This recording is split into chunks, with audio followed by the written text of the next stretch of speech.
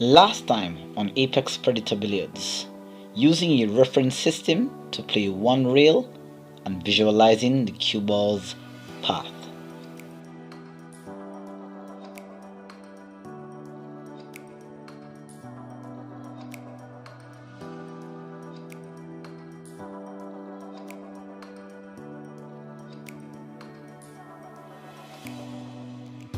Also, we use this system to predict how we can play a carom shot off one rail and to end the game like that. Hey guys, welcome back to another video from the Apex Predator Billiards Club. My name is Apex Selenio, and yes, I am happy to inform you that this is the first video in the series of my safety principles and defensive strategies. Of course, this is this is actually an advanced safety, very rare safety that does come up. But if it is that you know this, you never can tell that in an actual game where you're actually in a position of no chance of winning, pulling off this particular safety that you're gonna learn today could be the mere margin between victory and defeat. Now, this system I have learned about 4 or 5 years ago. I've never been able to actually execute this in an actual match, but I've done some stuff while I was practicing, playing a couple of free games with friends, and of course I was very shocked at the fact that it actually was executed to perfection. This system is of course like none other. It is a little bit connected to the two-rail kick system that I had showed you in my previous upload. You can check in the description box below here, and of course you can check right here in the cards. You can find a link to that video. It would be very good if it is that you know the diamond numberings for that system, so as to make the whole principle of executing this safety or this defensive strategy, it would make it a lot more easy. So do check that video out right after watching this content, or even before watching this content. Now, there's a couple of things that you're going to need to be aware of when it comes to actually executing this system here. Number one, you're going to need to know the diamond numberings for the cue ball and the object ball, meaning the object ball that you're going to be playing the snooker behind, and of course where you're aiming from. Number two, speed is going to be very crucial when it comes to executing this shot. You have to have a very good table, nice cloth, nice smooth cloth. You're going to have a little bit of variances depending on the type of table you're playing on, but the system is relatively straightforward and very consistent. And number three, obviously, you're going to have a lot of confidence and bravery when it comes to visualizing and of course making an attempt to execute this. But if you're able to successfully execute this sort of safety here, you're gonna find yourself snatching victory out of the jaws of defeat. So without further ado and enough talking, let's jump right into today's lesson. But if this is the first time here on the channel and you want to know what training, development, growth and building your pool game up to the higher level, then smash that subscribe button below, turn on the post notification bell to be notified, consider dropping a like if the content is of value to you, and do not forget to share this out to your pool communities, friends and family. Let's jump right into today's lesson. Defensive strategy number one.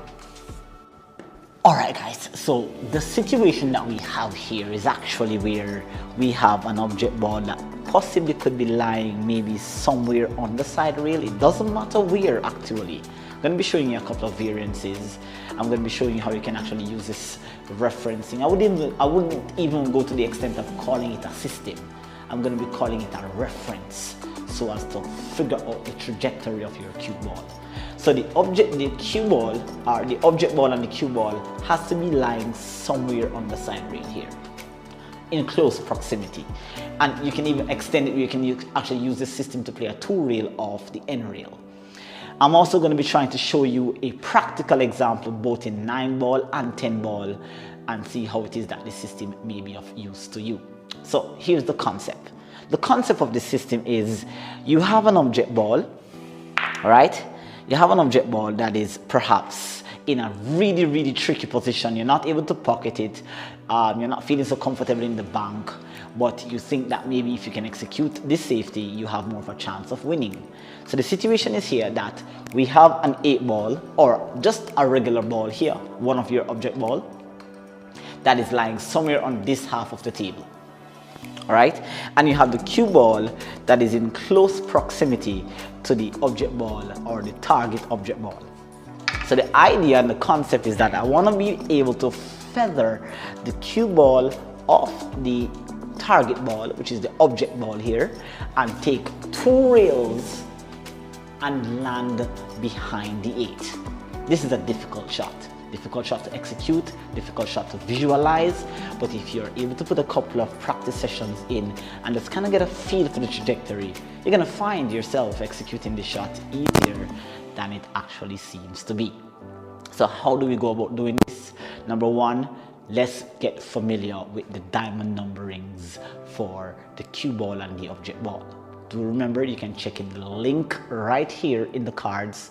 You can check out the video that I showed you how to play 2 rails to get from this half of the table to this half of the table with an object ball that is near to or on the rail. So here we go. Again, cue ball 15, 20, 25, 30, 35, 40, 45, 50. That is your cue ball.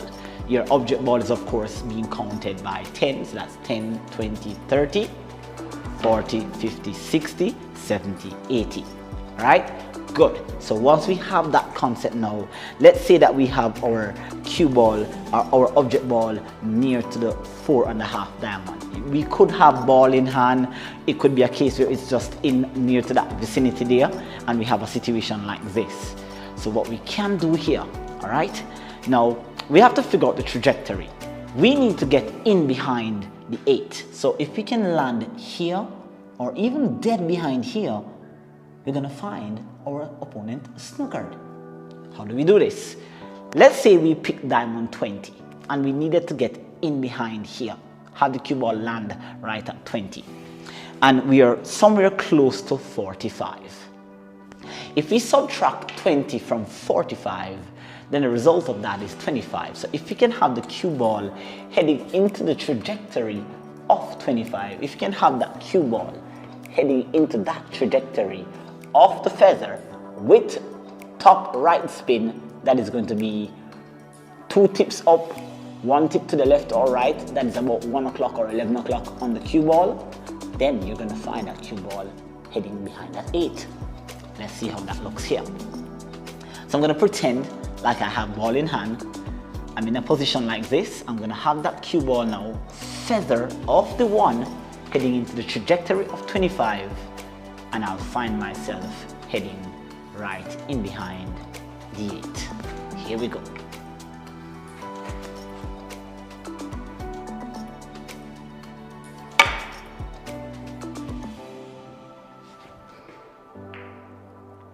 And that is a perfect safety right there. I cannot tell you any lie. It did take me about 5 or 6 tries to actually get this perfect. I actually did get a couple of close attempts, which I'm going to be showing you like right about now.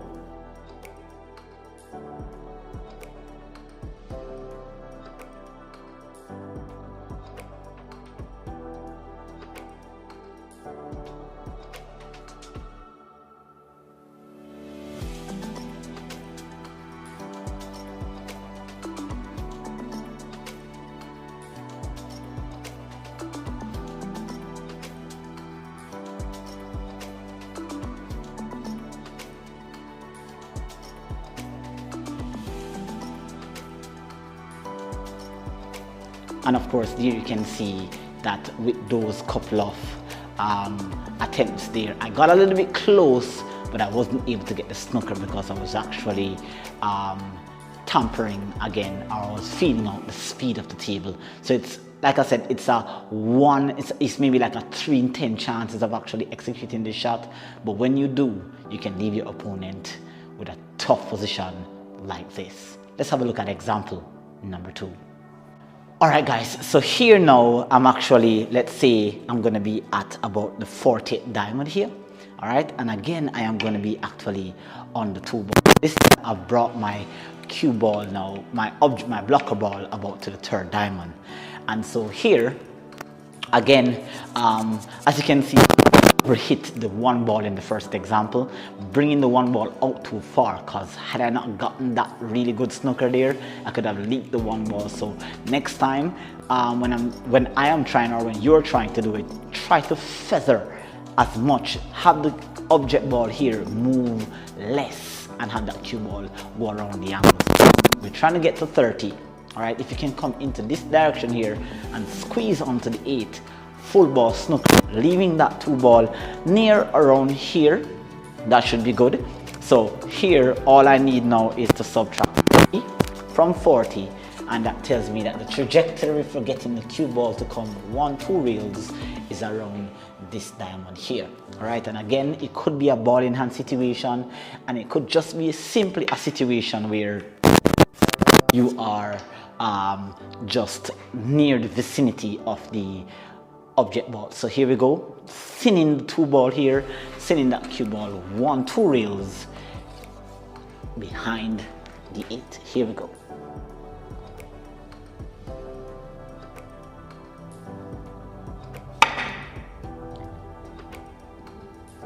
Hopefully we can get there, guys. Not quite there. As you can see, it's heading into that direction. All right, that was one of my closer attempts. We're going to try to do that and set this up again, guys. So here again, let's have that cue ball near here, that object ball, pardon me, here. Let's see if we can actually get it better. Needed some speed on that one, guys, but not too much speed here. Here we go.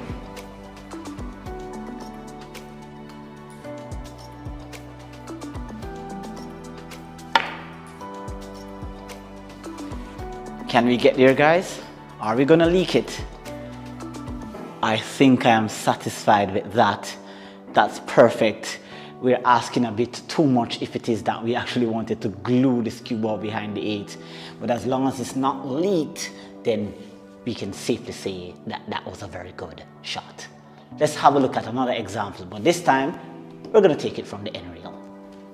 All right, guys, so here we go. So now we're gonna be putting our object ball in between a diamond, let's say 2 and 3, so that's about diamond 25. All right, and now we are coming off the end reel. So remember that the cue ball now, right at this corner 5 system, or the 2 reel system, this is 50, table 60. So let's say that we're down here on the 1, and we need to get a hook behind it. Again, we're gonna try to get in towards here. If we can get towards 25, then we're going to find ourselves nice it. How do we do this? We subtract where we want to end up from where we are. So that's 25 from 60, and mathematically that will give me 35. So that tells me that the trajectory for getting in behind that 8 there is going to be around that area. So if I can have that cue ball head into that area from a ball in hand, or just from the cue ball being in the near vicinity, then we can actually have that cue ball wedged behind that 8. So here we go. All right, here we set it up, guys. Speed is going to be crucial, and the spin is going to be crucial. Here we go.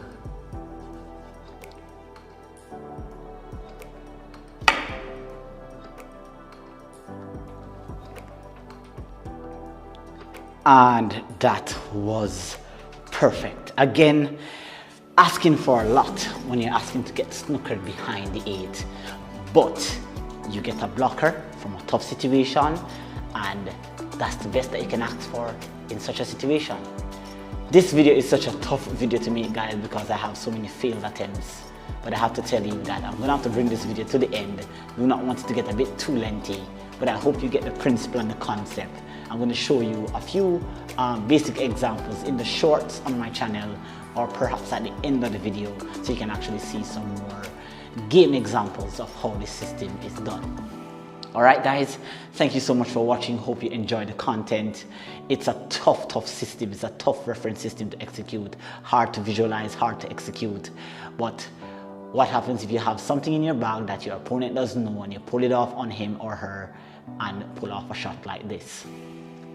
It will be deadly. Thank you so much guys for watching this content today. First in my safety drills. Do take care until next time. This is Apex Elenia signing out, and I'll see you next time for more defensive strategy play. Goodbye.